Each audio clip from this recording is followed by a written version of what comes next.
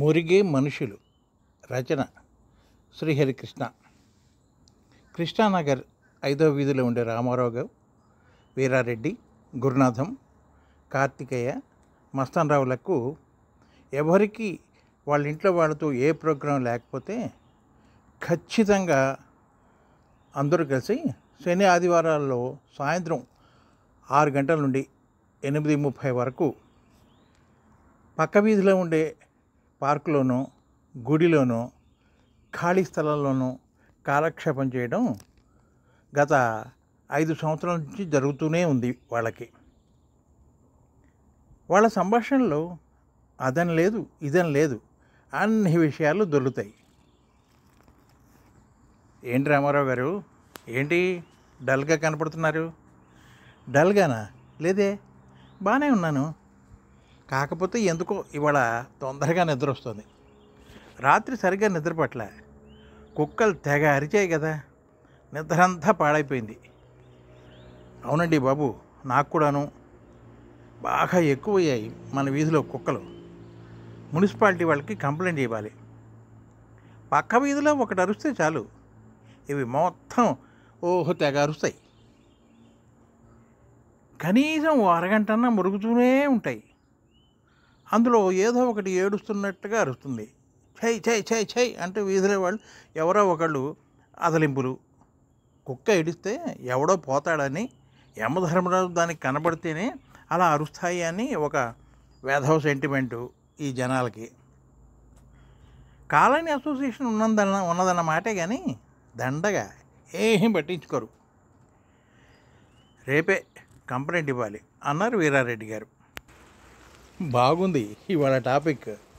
మన టాపిక్ మురిగే కుక్కలు అన్నమాట అంటున్న మస్తానరావు గారి మాటలకి అంతా నవ్వారు. మరే కుక్కలు మొరగటం కామనే. మురిగే కుక్కలు కరవు అనే సామెత కూడా ఉంది. కానీ గురుగారు, ఈ మధ్యకాలంలో చాలామంది మనుషులు కూడా మురుగుతున్నారు. వీళ్ళ మురుగులకి బాగానే చెడు ఫలితాలు వస్తూ ఉంటాయి అని అంటున్న గురునాథంతో గ్యారెంటీగా వస్తాయి అన్నాడు కార్తికేయ. అరే, పొద్దున్న లేచిన దగ్గర నుంచి వాళ్ళ పని వాళ్ళు చూసుకోక పరాయి వాళ్ళ మీద పడి ఏడ్చే జనాలు ఎక్కువైపోయారు ఈ రోజుల్లో. వాడిట్లా, వీడిట్లా, ఆవిడ సంగతి అది, ఈవిడ సంగతి ఏమో ఇది అంటూ వేధవ పుకార్లు పెట్టించడం ఎక్కువైపోయింది ఈ జనాలకి అంటూ ఆవేశపడిపోతున్న కార్తికేయతో, ఏమిటి కార్తికేయ అంత సీరియస్ అయిపోతున్నావు? సీరియస్ కాదండి, ఒళ్ళు మంట.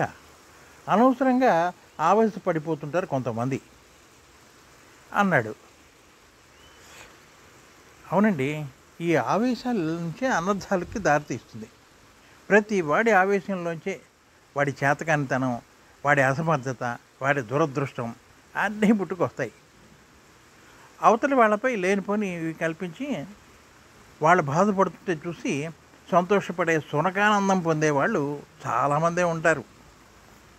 ఏమిటి ఏదో కొత్త పదం వదిలేవు, సునకానందమా అంటే? అయ్యా, చెబితే అసహ్యంగా ఉంటుంది. పెద్దవాళ్ళు ఉన్నారు, మీకు నేను మళ్ళీ కలిసిన తర్వాత క్లియర్గా చెప్తా అన్నాడు కార్తికేయ. ఏమిటో అది చెప్తే మేము వింటాంగా అన్నాడు మస్తానరావు. ఇప్పుడు కాదులేండి అన్నాడు కార్తికేయ. అది సరేనయ్యా కార్తికేయ, అంత కోపంగా అంటున్నావు. నీ దృష్టిలో ఏమన్నా ఇటువంటి సంఘటన జరిగిందా ఏమిటి అని అంటున్న వీరారెడ్డితో, అవునండి అన్నారు. ఏంటది అన్నారు అంతా. తీరిగ్గా రేపు చెప్తా. మా ఆవిడ ఊరికెళ్ళింది, ఓ వారం రోజుల దాకా రాదు. కాబట్టి రేపు ఆదివారం కాబట్టి సరదాగా అందరూ మా ఇంటికి భోజనానికి రండి. ఈ నరభీముడి వంట రుచి చూద్దరు. కానీ అభ్యంతరం లేకపోతే నోరు పొక్కిలిస్తా అంటే ఆ ఏర్పాటు కూడా చేస్తా. మిగతా విషయాలన్నీ తింటూ చెప్తా అన్నాడు కార్తికేయ.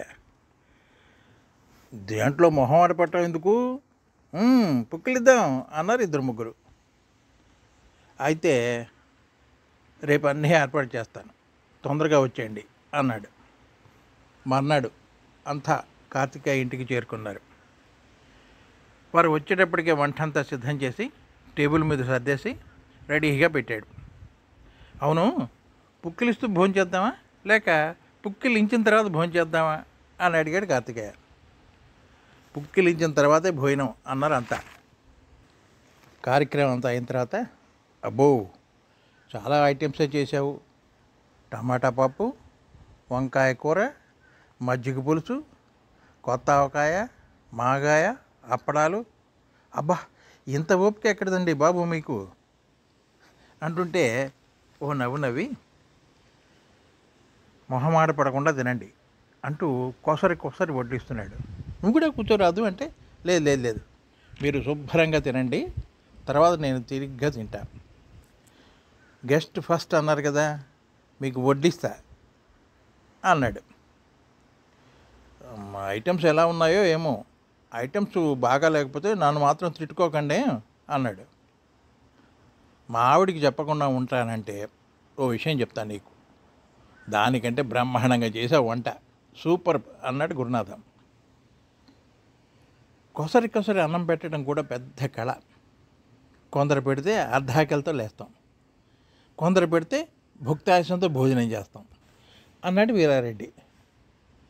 థ్యాంక్స్ అండి అందరికీను. మీరు ఇలా ఈ ఒక్కబడి వేసుకుని కాసేపు అంతా మాట్లాడుకుంటూ ఉండండి, నేను కూడా ఓ 2 ముద్దలు తిని వచ్చేస్తా. ఇదిగోండి ఒక్కబడి, తర్వాత మన టాపిక్ మొదలెడదాం అన్నాడు కార్తికేయ తను తినటానికి వెళ్తూ.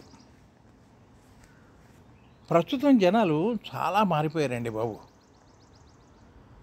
ఆవేశాలు, అనుమానాలు ఎక్కువైపోయాయి. రోజు పేపర్లోనూ టీవీల్లోనూ ఇదే న్యూసు. భార్య మీద అనుమానంతో భార్యను పిల్లలను హతమార్చిన భర్త, పరాయి స్త్రీతో అక్రమ సంబంధం ఉంది అని అనుమానంతో భర్తను చంపిన భార్య, తన ప్రేమను అంగీకరించలేదని కన్న తల్లినే హతమార్చిన బాలిక. ఈ ఆవేశాలు, అనుమానాలు బాగా ఎక్కువైపోయాయండి జనాల్లో.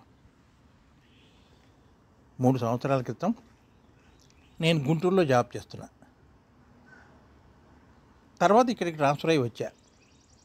గుంటూరులో నేను స్టేట్ బ్యాంక్ ఆఫ్ ఇండియాలో పీఓగా చేస్తున్నా. మా లైన్లోనే మున్సిపల్ ఆఫీస్లో సెక్షన్ ఆఫీసర్గా చేస్తున్న కోటేశ్వరరావు గారితో నాకు బాగా పరిచయం. ఓ రోజు కోటేశ్వరరావు గారి ఇంటి పక్కన అద్దెకి కమలమ్మ, నాగయ్య ఓ సంవత్సరం పిల్లాడితో జీవిస్తూ ఉండేవాళ్ళు. నాగయ్య ఏదో ప్రైవేట్ జాబ్ చేసేవాడు. ఆఫీసు అయిపోయి ఇంటికి తిరిగి వస్తున్న టైంలో రోడ్డు టర్నింగ్లో సైకిల్పై వస్తున్న నాగేశ్వరరావుని లారీ గుద్దేసి వెళ్ళిపోయింది. స్పాట్లోనే చనిపోయాడు నాగేశ్వరరావు. నా అన్నవారు లేరనుకుంటా. నాగేశ్వరరావు చనిపోవడంతో వీధిని పడింది కమలమ్మ సంసారం. చిన్న పిల్లాడు, ఇల్లు గడవాలిగా, తెలిసిన వాళ్ళందరినీ డబ్బులు అప్పుడే అడిగేది పాపం. సంసారం ఎట్టుకొస్తోంది. ఒకరోజు మళ్ళీ అప్పడగటానికి వచ్చిన కమలమ్మతో, చూడమ్మా, నీ పరిస్థితి నేను అర్థం చేసుకోగలను. ఆకలి వేస్తుందని అది తీర్చుకోవడానికి అప్పులు చేస్తూ పోతే ఆకలి తీరినంత తేలిగ్గా అప్పులు తీరవమ్మా, పెరుగుతూనే పోతాయి. నువ్వు ఏం చేయగలవో చెప్పు అడిగారు కోటేశ్వరరావు దంపతులు కమలమ్మని. అన్నయ్య గారు, నేను పచ్చళ్ళు, అప్పడాలు చేయగలను. సాయం చేయమని ఎవరినైనా అడిగితే నా మొహం చూసి ఎవరు సాయం చేస్తారు? పెట్టుబడికి పైసా లేదు. ఎవరినైనా అడుగుదామంటే వాళ్ళు ఏమనుకుంటారు అని అంది కమలమ్మ. చూడమ్మా, వాళ్ళేమనుకుంటారు, వీళ్ళేమనుకుంటారు అని అనుకుంటుంటే సగం జీవితం అయిపోతుంది. నాకు తెలిసిన బ్యాంక్ ఆఫీసర్ ఒక ఆయన ఉన్నారు, లోన్ లాంటిది ఏమైనా మీకు ఇప్పిస్తాడేమో అని అడుగుతా అంటూ నా దగ్గరికి కమలమ్మని తీసుకొచ్చారు ఓ రోజు. నేను మా మేనేజర్తో మాట్లాడి ఆవిడికి కోటేశ్వరరావు గారి ష్యూరిటీ మీద లోన్ ఇప్పించా. దాంతో ఆవిడ పచ్చళ్ళ బిజినెస్ పెట్టింది. సంవత్సరంలో బాగానే అభివృద్ధి చెందింది. అంతే, అప్పుడే ఏమైందో, ఏ దుర్మార్గపు వెధవలు సృష్టించారో ఏమో, కోటేశ్వరరావుకి ఆమెకి అక్రమ సంబంధం అంటకట్టారు. అది తట్టుకోలేక విజయవాడ వెళ్ళి పిల్లాడితో సహా కృష్ణానదిలో దూకేసి ఈ లోకం నుంచి దూరం అయిపోయింది. తను చెయ్యని నేరానికి కోటేశ్వరరావు ఫ్యామిలీ బలయ్యి ఉద్యోగానికి రిజైన్ చేసి రాత్రికి రాత్రే ఎక్కడికో పోయారు. ఎక్కడికి పోయారో కూడా తెలియదు. ఆ సంఘటన గుర్తొచ్చినప్పుడల్లా నా మనసు గిలగిలా కొట్టుకుంటుంది సార్. కంటితో చూడకుండా మూడో వ్యక్తి చెప్పే విషయాలు ఎప్పుడూ అబద్ధాలే. ఒకవేళ ఏమాత్రం నిజం ఉన్నా అందులో ఖచ్చితంగా మూడొంతులు అన్నీ కల్పితాలే ఉంటాయి. అలా అనవసరంగా బలైపోయాయి ఆ 2 సంవత్సరాలు ఈ జనాల మూలంగా. ఈ జ్ఞాపకాలు చాలా గమ్మత్తైనవండి. ఒకసారి వద్దన్నా వదలకుండా ఆనందాలు పొందుతాయి, ఇంకోసారి వెంటపడి మరీ కన్నీళ్ళని తెప్పిస్తాయి. కోటేశ్వర గారిని తలుచుకున్నప్పుడల్లా నా మనసు చాలా బాధపడుతుందండి అన్నాడు కార్తికేయ. చాలా బాగా చెప్పావు. ఇప్పుడు చెప్పండి సార్, కుక్కలే కాదు మనుషులు కూడా మొరుగుతారు, కరెక్టా కాదా?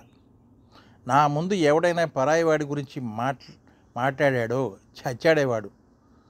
ముందుగా వారి గురించి పూర్తిగా తెలుసుకుని మాట్లాడు, లేకపోతే చప్పుడు చేయకుండా అన్నీ మూసుకుని కూర్చో అంట. అరే, ప్రతి వాడి మీద అనుమానాలు అపార్థాలే ఈ జనాలకి. చీ చీ చీ చీ చీ దీనవ్వ యాదవ జీవితాలు అంటూ గట్టిగా అరిచాడు కార్తికేయ. ఇదండి కథ. ఈ కథ కనుక మీకు నచ్చినట్లయితే లైక్ చేయండి, షేర్ చేయండి, సబ్స్క్రైబ్ చేయండి. అనవసరంగా వేరే వాళ్ళ మీద నిందలు మోపకూడదు అనేది ఈ కథ యొక్క సారాంశం. Thank you. మీ శ్రీహరికృష్ణ.